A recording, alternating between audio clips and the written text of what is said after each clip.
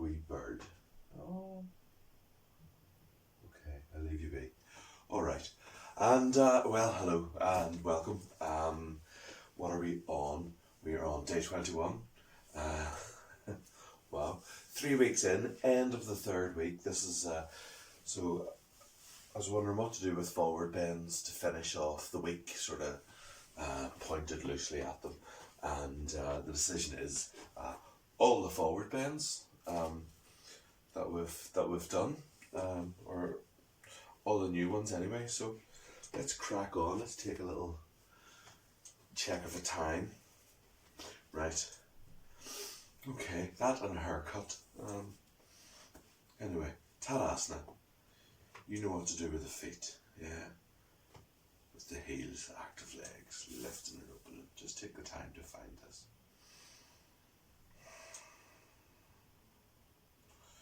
Collarbones wide, chin back. That's it. Tall, without the front ribs drifting forwards, front ribs to back ribs, broad across here. Okay, and then our adapted Urdhva Hastasana. Yeah, keep them wide apart, keep shoulders down, keep the arms wide, or the armpits wide open. Okay, Utkatasana. I have to bring those front ribs back. Yeah, and now, if you're close to, and take your weight into your heels, that's important too. Whoa. No shame in falling over, trying to find where the edge is, you know. Yeah, in fact, it's going to have to be part of it. So, to a wall, imaginary wall, half Uttanasana, which is the forward bend, the intense forward.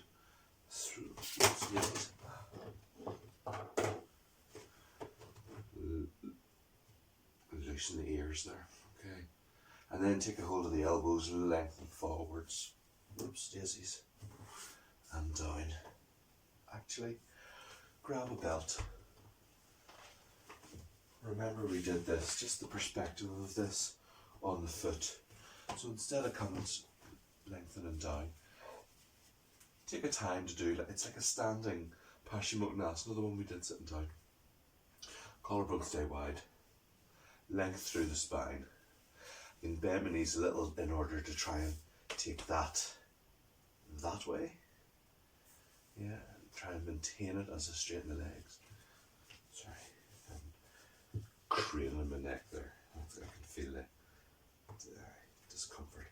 So, like all the forward bends, you keep that length through the spine. Yeah, keep it as long as you can. Yeah, I've started to lose it, but I'm not immediately compromising. And then when you've gone your maximum, then you can.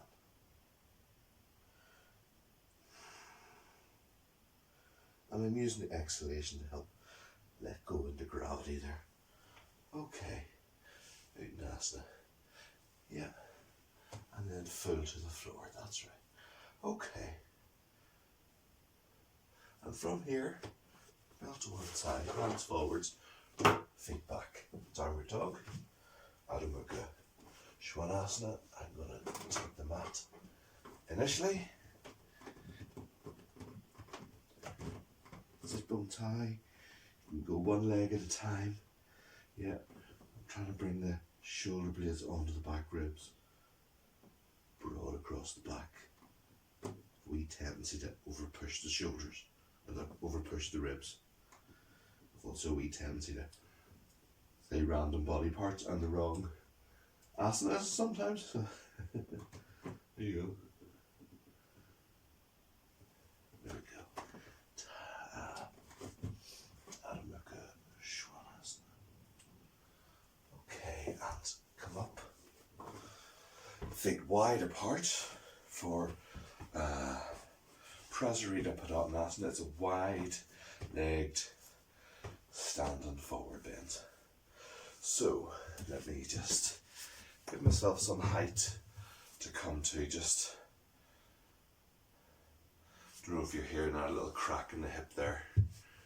Yeah. Ideally, you should come to that at the same time. So it's, and now that I'm stable. Yeah, I'm widening the, and that would actually be lovely to spend some time in. So the full pose is back here, but I'm using this differently. I'm just trying to explore the stretch of that sort of hamstrings, inner thigh, that sort of end of those muscles, those long muscles. It's a bit stiff from having worked so hard over the last 21 days. Right. Yeah, and I'm just working in with trying to sort of loosen it. I'm concentrating more on this side. I've eased it off there and I'm swapping. Yeah. Okay. Feet in. Parsvattanasana. Straight back. Oops. And come up. Parsvattanasana we did yesterday. I'm going to use a block. You can keep your foot on the floor if you want. You can use a block, you can use a pillow. Remember, just the heel, not the whole arch.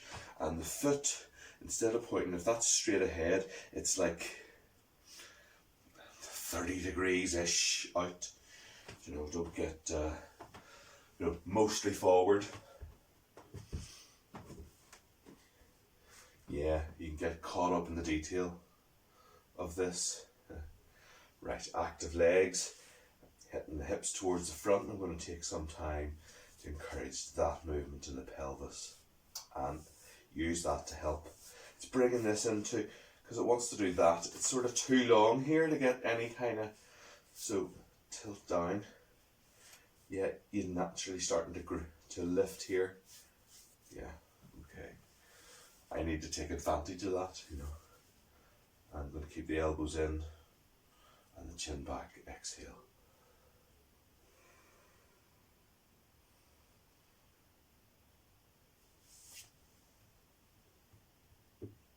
Okay. So, had to kind of sacrifice it in the shoulders there a little bit, but it was controlled. So, get my stability and then working in the hip, in the pelvis, yeah. So, this side has to lengthen, sit bones working straight back towards the wall behind me. Front of this hip is sort of moving that way. Yeah, and those two movements are in balance. Okay. Okay, I'm going to stay forwards and step back. Come out the other way, but feel free to bend your knee on the front to come out. So let's come a little higher. I think really I would probably have benefited from having the chair here and the tilting back, because really I want to be about here initially, but I'm making that work.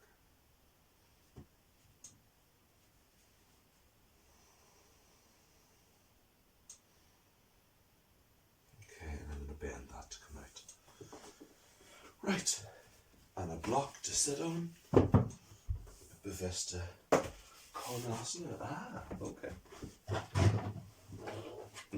I sound surprised. I did write this class, or this challenge. Where's the... Okay. Let's take it back a bit.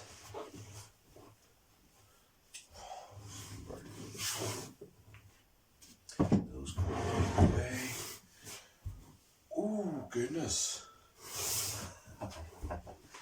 See how I went back to where I thought I've been before, and the body is different to how it was.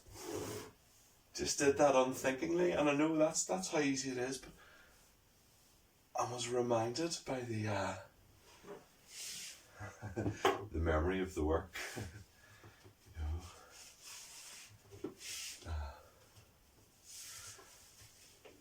And it's just a reminder, without criticising myself, to move consciously and observe in action. Yeah, you know, none of us is too big for a reminder. Okay, I'm not going to dwell on this. I'm going to come back and spend some time in this pose because that's really quite tough, just doing the basics. So if you can, then keep your lift here and come forward. So you're coming forwards as we normally do from the whole pelvis. Now I'm not going to because I can feel, but you go ahead anyway. I can feel a limitation in both hips, this one in particular. That means I'm not going to push it, but stay long into the sternum. That's it. Work your hands up the belt. So you're eventually aiming for the big toes, but not to collapse into it to do that. To keep all of this and to come forward. Okay. Belts to one side, feet together, Dandasana. So that's our, what did I get to? Bamboo cane. Seated bamboo cane backbone. Something like that. Right. So, get that lift and that openness. See how I'm sitting towards the front edge of the block. So if I just have my sort of sit bones, you know, they're like that kind of like V shape, your ischial tuberosities, sit bones towards the front edge of the mat, and this moving forwards, tummy lifting against that to help get longer, sense of lengthening through the spine into the sternum. I don't think I've got the 10 minutes once in week 3. Anyway, work the knees, work the legs. Coming forwards into Paschimottanasana, which is our intense forward bend. There we go. Dandasana, fingertips to the floor. And I'm going to bring one leg back, keeping it separated from the other leg. So whatever time we're on, I'm doing this, and then I'm going back into Dandasana. And doing that in Paschimottanasana again, and that's where I'm finishing. So, remember, you've got further to go on this side, so do take it through. One belt is better, one on each hand, just so you can stay wide across the collarbones, and you can draw the shoulders down. Yeah. And I just want to keep switching that leg off, work it. And I'm not quite over the leg, I'm over, you know, the space between where the two legs would be. Okay, opposite side. There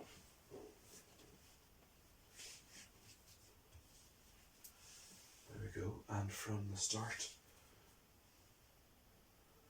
So if you can get that knee down, that's even better. Okay, I can't, I'm working towards that. You know, you can also, oh, anyway, too much talking. You can also, in the Iyengar fashion, build up towards it, you know, to give you stability. It's a different way of working, you know, using the equipment to, oh, sorry, see how easy that is, especially when I'm talking. Okay. I don't know, but I'm feeling tighter on this side, coming this way than I was on the opposite side. And I'm not, you know, delving into that or wondering why. I'm just observing that that's how it is. And I am altering my practice to first accommodate it and then sort of change it. And I'm, over time, trying to lengthen sternum towards there. Okay. And come up. Dandasana. And then one last. So do you think the next one should be a 15-minute challenge? Like, should I just say 15 minutes, and let me know in the comments, like, if you've, because I think I'm going to run it again in March. I'm going to walk up, hands up the belt. Yeah. He's trying to push down with the legs to lengthen into the sternum.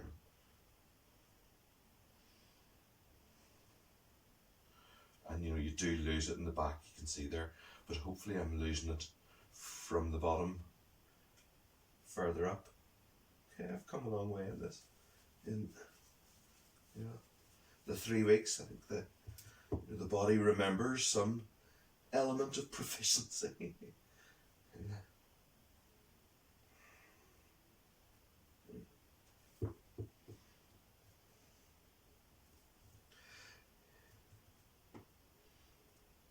So, you know, every time I sort of progress a little bit, I'm coming up a little higher. I'm trying to find a better posture in the pose. You know, I'm bringing the shoulders, and then I'm trying to see, can I maintain that and go back. So there we go. I've reached to my feet within 3 weeks. That's good. Okay.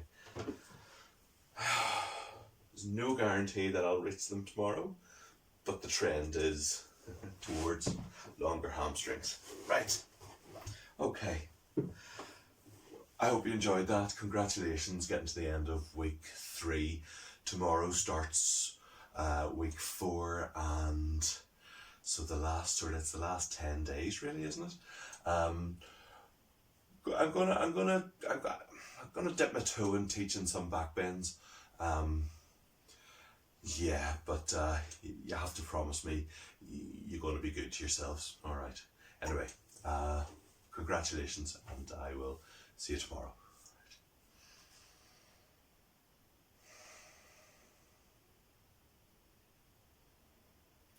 Namaste. Thank you.